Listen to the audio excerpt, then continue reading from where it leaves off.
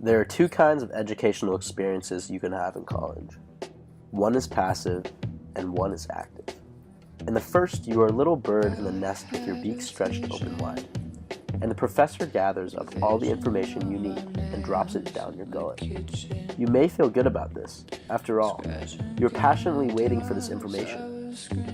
But your only role is to accept what you are given, to memorize facts and later repeat them, for a text might get you a good grade. But it's not the same thing as having intellectual curiosity.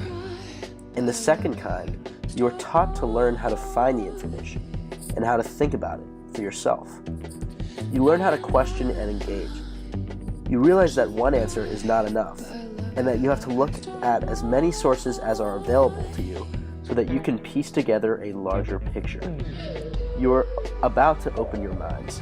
A college education is about expansion. It's about seeing many different viewpoints, hearing many different voices.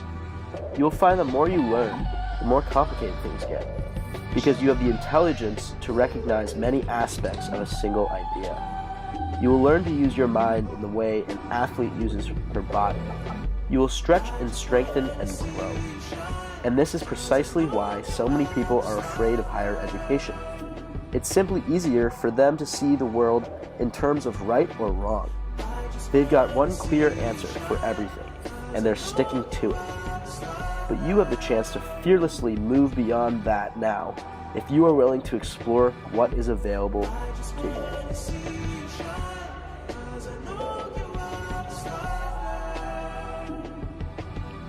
These words fit into our class and the real world in many ways. They fit into our class because the course gave the student an opportunity to think of things in a new way, a way in which some of us may never have thought in before. We had to develop several viewpoints.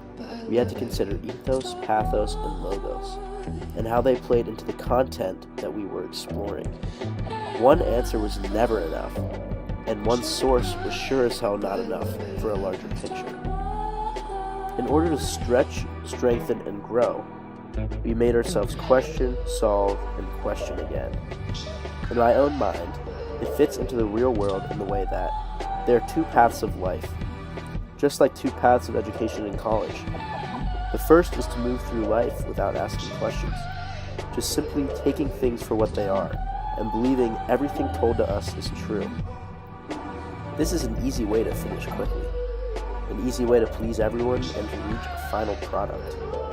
But life is more fulfilling and more fun when you make yourself take a second and ask, wait, does this make sense? And even if it does make sense, why does it make sense? It's more fun to evaluate, observe, and judge all that is given to you. With this path, we learn, experience, and grow more. Thinking critical is the best way to explore.